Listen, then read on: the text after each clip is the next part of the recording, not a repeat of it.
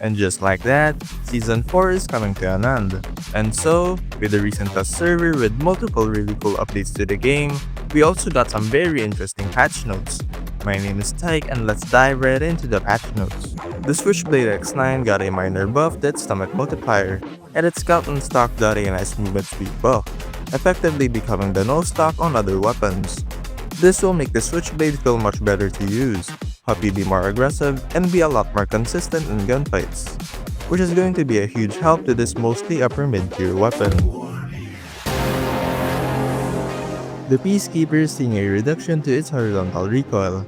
This has the potential to make it a very strong option, as for the longest time, the Peacekeeper has been plagued with the issue of an unsavory recoil pattern. So now with an actually decent recoil, it can now make use of its very impressive 4-tap range. The M13 is already a really solid gun on multiplayer, doing a lot of things right. A mix of controllable recoil, large mag size options, fast fire rate, all in a solid package. One of its meta attachments, the RTC heavy barrel, will be buffed, with a reduction to its ADS movement speed penalty.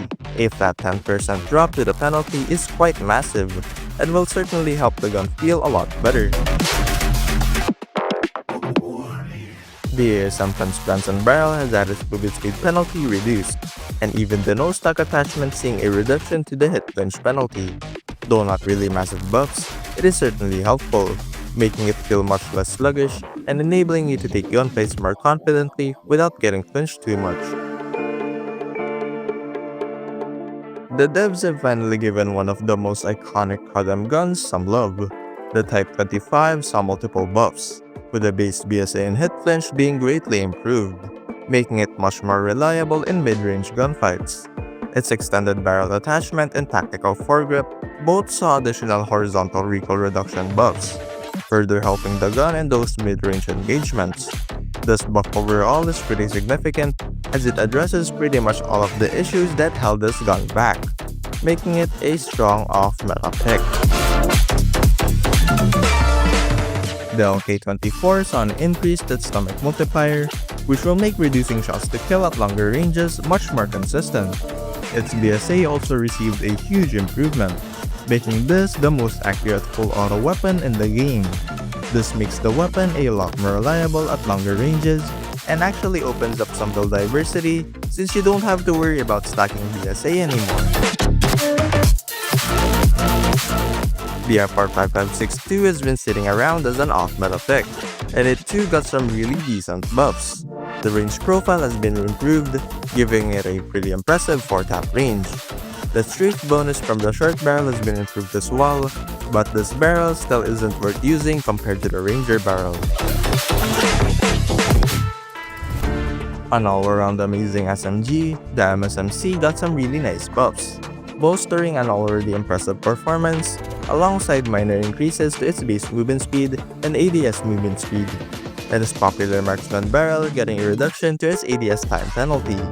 This gun will perform much better, feel a lot faster, and be much more fun all around. The MX9 saw a pretty sizable increase to its range, giving it a surprisingly good potential 4-tap range. This should bring the MX9 closer to being a solid off-meta pick, although it is still held back by its horizontal recoil.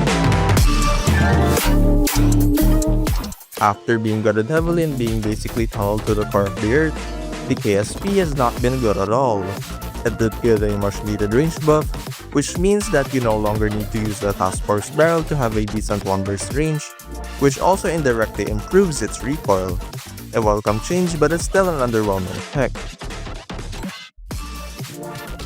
The M1 Garand is proven to be an excellent aggressive marksman rifle, and this will further improve with the range profile getting a nice buff. This change isn't very huge, but will make this be so much more lethal and a bigger threat to watch out for. The MW11 benefited greatly with the Kimbo attachment, quickly becoming a solid CQC sidearm option even after overkill becoming an option. To further improve it, the Kimbo hipfire spread has been noticeably improved, which will definitely make the pistol feel much more consistent up close. The L-Carriage received some very minor buffs to its range and ADS time, These are welcome changes, although it is still outclassed by the machine pistol.